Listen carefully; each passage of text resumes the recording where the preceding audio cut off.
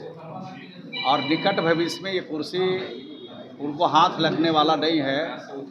2030 तक बिल्कुल कुर्सी रिजर्व है। यहाँ का एक एक आदमी से आप पूछ सकते हैं कि 2005 के पहले की स्थिति में आप जाना चाहते हो या 2000 के बाद की स्थिति में जाना चाहते हो। उनके माता पिता का जब राज था और उनको भी मंत्री बनने का मौका मिला, तो गरीबों की भलाई की बात नहीं सोचते। नीतीश कुमार जी को इतना आशीर्वाद मिल रहा है कि एनडीए की सरकार को 2025 में बनने से कोई दुनिया की ताकत नहीं रोक सकती।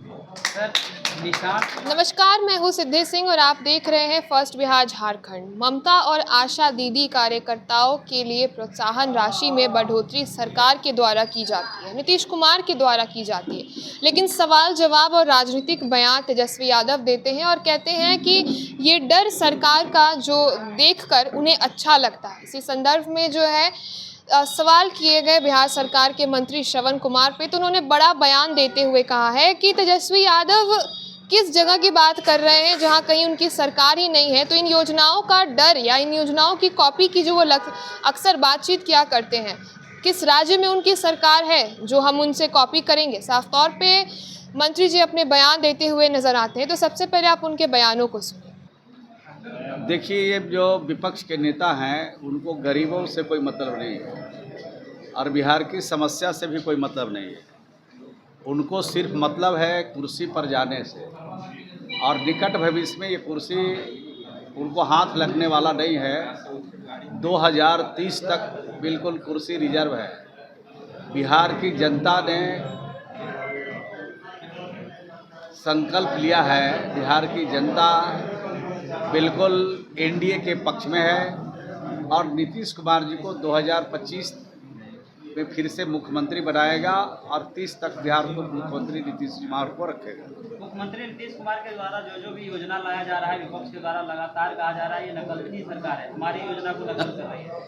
वो कौन राज्य में उनकी सरकार है जिनका नकल हो रहा है? किसी राज्य में अगर उनकी सरकारें हैं और उनकी सोच इतनी बड़ी है, तो उनको तो इनके माता पिता को तो 15 साल मौका बिहार के लोगों ने दिया, और 15 साल मौका जब मिला तो बिहार को कहां से कहां तक पहुंचा दिया।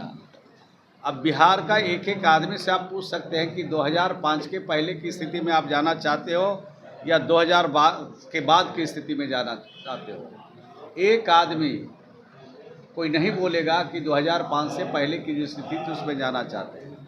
भले ही आज के जो नई पीढ़ी के हमारे नौजवान हैं जिनकी उम्र 20 साल 25 साल है, भले बिहार को ठीक से वो नहीं देखे होंगे, लेकिन उनके माता पिता जरूर उनको बताते होंगे कि बिहार 2005 से पहले अपहरण का उद्योग था। बिहार में अपहरण का उद्योग था और बिहार में इस तरह से एनार्की था। बीबीसी जब रेडियो खोलते थे तो बीबीसी बोलता था कि अपहरण उद्योग के राज्य में ले जाना चाहते थे, तो देश के लोग समझ जाते थे कि ये बिहार के ही बारे में बोल रहा है। तो कहने का मतलब है कि 2005 के पहले की स्थिति में कोई नहीं जाना चाहते हैं और नई पीढ़ियों से अपील करना चाहते हैं कि एक बार ज़रूर अपने माता पिता से पूछ लेना कि 2005 से पहले बिहार की सड़कों की क्या हालत थी, बिहार में बिजली की क्या हालत थी। आज जिस मोबाइल पर पूरी दुनिया देख रहे हो, उसको चार्ज करने के लिए 10 रुपया 5 रुपया शहर में जाकर के देना पड़ता था, तब मोबाइल चार्ज होता था। गांव के विद्यालय की क्या हालत थी, गांव के जो हॉस्पिटल्स हैं उनकी क्या हालत थी, गांव की गलियों की क्या हालत थी, ये सारी चीज़ों का एक बार समीक्षा जरूर वो हमारे नौजवान करेंगे और अपने माता पिता से पूछेंगे, अपने अभिभावक से पूछेंगे, तब पता चलेगा कि 2005 से पहले बिहार कहाँ था और 2005 के बाद बिहार कहाँ पहुँचा। ये नीतीश कुमार अगर बिहार के मुख्यमंत्री नहीं होते तो बिहारी कहलाना आज स्वाभिमान का विषय नहीं बनता। आज बिहारी कहलाना स्वाभिमान का विषय है। लगातार बोल रहे हैं कि तेजस्वी यादव के दबाव में नीतीश कुमार योजना ला रहे हैं और नीतीश कुमार की सरकार चल रही है। वो कौन सी है जो उनके दबाव में कोई है?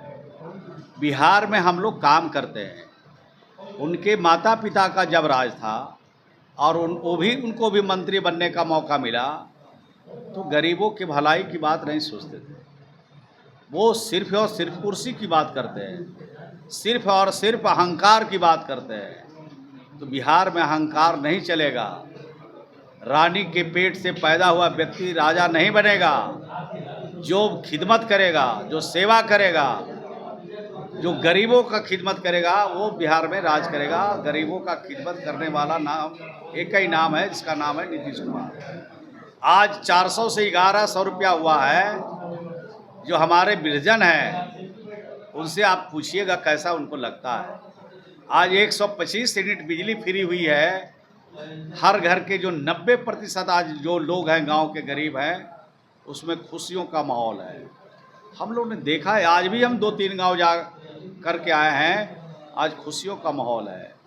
नीतीश कुमार जी को इतना आशीर्वाद मिल रहा है कि एनडीए की सरकार को 2025 में बनने से कोई दुनिया की ताकत नहीं रोक सकती।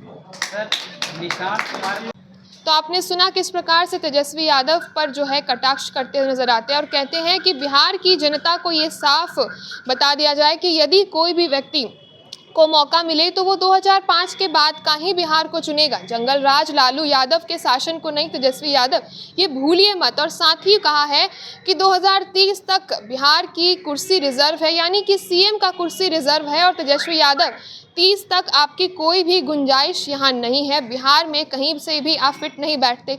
एक बार फिर से नीतीश कुमार ही आने वाले हैं।